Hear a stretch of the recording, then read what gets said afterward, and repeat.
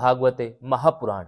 अभी तक प्रतिदिन कथा में हमने 15वें अध्याय का अध्ययन किया, जिसमें हमने जाना कि शनक आदि ऋषि मुनि वैकुंठ जाते हैं और 6 ड्योढ़ियां लांग कर जब वे 7वीं ड्योढ़ी पर जाते हैं तो जय विजय दोनों द्वारपालों द्वारा उनका रास्ता रोक लिया जाता है। तो जय विजय को वे शनक आदि ऋषि मुनि शाप देते हैं और भगवान श्री हरि समय शनक आदि ऋषियों से मिलने बाहर आते हैं। आज हम जानेंगे 16वां अध्याय, जय विजय का वैकुंठ से पतन। श्री ब्रह्मा जी ने कहा, देवगण, जब योग निष्ठ शनक आदि मुनियों ने इस प्रकार स्तुति की, तब वैकुंठ निवास श्री हरि ने उनकी प्रशंसा करते हुए यह कहा। श्री भगवान ने कहा, मुनिगण, ये जय विजय मेरे पार्षद हैं। इन्होंने मेरी कुछ भी परवाह न करके आपका बहुत बड़ा अपराध किया है। आप लोग भी मेरे अनुगत भगत हैं, अतः इस प्रकार मेरी ही अवज्ञा करने के कारण आपने इन्हें जो दंड दिया है वह मुझे भी अभिमत है। ब्राह्मण मेरे परम आराध्य हैं। मेरे अनुचरों के द्वारा आप लोगों का जो तिरस्कार हुआ है उसे मैं अपना ही किया हुआ मानता हूँ, इसलिए मैं आप लोगों से प्रसन्नता की भिक्षा मांगता हूँ। सेवकों के अपराध करने पर संसार उनके स्वामी का ही नाम लेता है। वह अपयश उसकी कीर्ति को इस प्रकार दूषित कर देता है जैसे त्वचा को चर्म रोग। मेरी निर्मल सुयश सुधा में गोता लगाने से चांडाल पर्यंत सारा जगत तुरंत पवित्र हो जाता है, इसलिए मैं विकुंठ कहलाता हूँ। किंतु यह पवित्र कीर्ति मुझे आप लोगों से ही प्राप्त हुई है, इसलिए जो कोई आपके विरुद्ध आचरण करेगा वह मेरी भुजा ही क्यों न हो, मैं उसे तुरंत काट डालूंगा। आप लोगों की सेवा करने से मेरे चरण रज को ऐसी पवित्रता प्राप्त हुई है कि वह सारे पापों को तत्काल नष्ट कर देती है।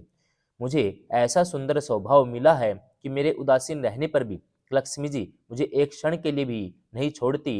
यद्यपि इन्हीं के लेस मात्र कृपा कटाक्ष के लिए अन्य ब्रह्मादि देवता नाना प्रकार के नियमों और व्रतों का पालन करते हैं।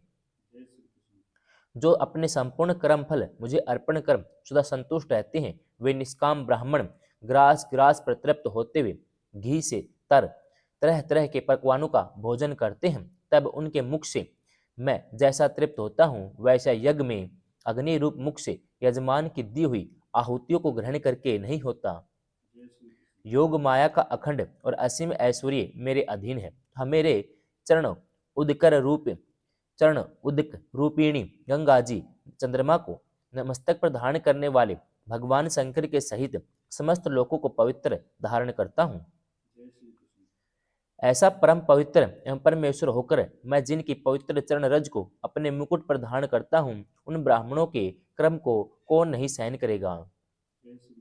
ब्राह्मण, दूध देने वाली गौएं और अनाथ प्राणी ये मेरे ही शरीर हैं। पापों के द्वारा विवेक दृष्टि नष्ट हो जाने के कारण जो लोग इन्हें मुझसे भिन्न समझते हैं, उन्हें मेरे द्वारा नियुक्त यमराज के गिद्ध जैसे दूत, जो सर्प के समान क्रोधी हैं, अत्यंत क्रोधित होकर अपनी चोंचों से नोचते हैं। ब्राह्मण तिरस्कार पूर्वक कटु भाषण भी करें तो भी उसमें मेरी भावना करके प्रसन्नचित्त से और अमृत भरी मुस्कान से युक्त मुख कमल से उसका आदर करते हैं। जैसे रूठे हुए पिता को पुत्र और आप लोगों को मैं मनाता हूँ, उसी प्रकार जो प्रेम पूर्ण वचनों से प्रार्थना करते हुए उन्हें शांत करते हैं, वे मुझे अपने वश में कर लेते हैं। मेरे इन सेवकों ने मेरा अभिप्राय न समझकर आप लोगों का अपमान किया है, इसलिए मेरे अनुरोध से आप केवल इतनी कृपया कीजिए कि इनका यह निर्वासन काल शीघ्र ही समाप्त हो जाए। ये अपने अपराध के अनुरूप अधम गति को भोगकर शीघ्र ही मेरे पास लौट आए। श्री ब्रह्मा जी ने कहा, देवताओं, सनक आदि मुनि क्रोध रूप सर्प से डसे हुए थे, तो भी उनका चित्त अंतःकरण को प्रकाशित करने वाली भगवान की मंत्रमयी सुमधुर वाणी सुनते सुनते तृप्त नहीं हुआ। भगवान की उक्ति बड़ी ही मनोहर और थोड़े अक्षरों वाली थी, किंतु वह इतनी अर्थपूर्ण, सार युक्त, दुर्विज्ञ और गंभीर थी कि बहुत ध्यान देकर सुनने और विचार करने पर भी वे यह न जान सके कि भगवान क्या करना चाहते हैं। भगवान की इस अद्भुत उदारता को देखकर वे बहुत आनंदित हुए। उनका अंग अंग पुलकित हो गया। फिर योग माया के प्रभाव से अपने परम ऐश्वर्य का प्रभाव प्रकट करने वाले प्रभु से वे हाथ जोड़कर कहने लगे, मुनियों ने कहा, सौ प्रकाश भगवन, आप सर्वेश्वर होकर भी जो कह रहे हैं कि यह आपने मुझ पर बड़ा अनुग्रह किया है, सो इससे आपका क्या अभिप्राय है, हम यह नहीं जान सके। प्रभु, आप ब्राह्मणों के परम हितकारी हैं, इसलिए लोक शिक्षा के लिए आप भले ही ऐसा माने कि ब्राह्मण मेरे आराध्य देव हैं। वस्तुतः तो ब्राह्मण और देवताओं के लिए भी देवता ब्रह्मा आदि के अवतारों ही समय समय पर उसकी रक्षा होती है। ब्रह्मा आदि भी आप ही आत्मा और आराध्य देव हैं। सनातन धर्म आपसे ही उत्पन्न हुआ है, आपके अवतारों द्वारा ही समय समय पर उसकी रक्षा होती है और निर्विकार स्वरूप आप ही धर्म के परम गुह्य रहस्य हैं, यह शास्त्रों का मत है। आपकी कृपा से निवर्ती प्राण योगी जन सहज में ही मृत्यु रूप संसार सागर से पार हो जाते हैं, फिर भला दूसरा कोई आप पर क्या कृपा कर सकता है। भगवान, दूसरे अर्थ अर्थी जन जिनकी चरण रज को सर्वदा अपने मस्तक पर धारण करते हैं, वे लक्ष्मी जी निरंतर आपकी सेवा में लगी रहती है, सो ऐसा जान पड़ता है कि भाग्यवान भक्त जन आपके चरणों पर जो नूतन तुलसी की मालाएं अर्पण करते हैं, उन पर गुंजार करते हुए भौरों के समान वे भी आपके पाद पद्मों को ही अपना निवास स्थान बनाना चाहती हैं। किंतु अपने पवित्र चरित्रों से निरंतर सेवा में तत्पर रहने वाली उन लक्ष्मी जी का आप विशेष आदर नहीं करते। आप तो अपने भक्तों से विशेष प्रेम रखते हैं, आप स्वयं ही संपूर्ण भजनीय गुणों के आश्रय हैं। क्या जहां तहां विचरते हुए ब्राह्मणों के चरणों में लगने से पवित्र हुई मार्ग की धूलि और श्रीवत्स का चिन्ह आपको पवित्र कर सकते हैं? क्या इनसे आपकी शोभा बढ़ सकती है? भगवान, आप तो साक्षात धर्म स्वरूप हैं, आप सत्य आदि तीनों युगों में प्रत्यक्ष रूप से विद्यमान रहते हैं। ब्राह्मण और देवताओं के लिए तप, सोच, दया, अपने इन तीन चरणों से इस चराचर जगत की रक्षा करते हैं। अब आप अपनी शुद्ध सत्वमयी वरदायिनी मूर्ति से हमारे धर्म विरोधी रजोगुण तमोगुण को दूर कर दीजिए।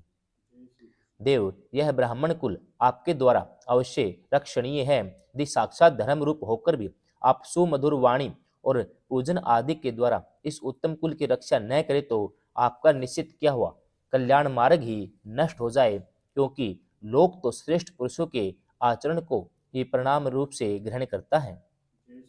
प्रभु, आप सत्वगुण की खान हैं, सभी जीवों का कल्याण करने के लिए उत्सुक हैं, इससे आप अपनी शक्ति रूप राजा आदि के द्वारा धर्म के शत्रु का संहार करते हैं, क्योंकि वेद मार्ग का उच्छेद आपको अभिष्ट नहीं है।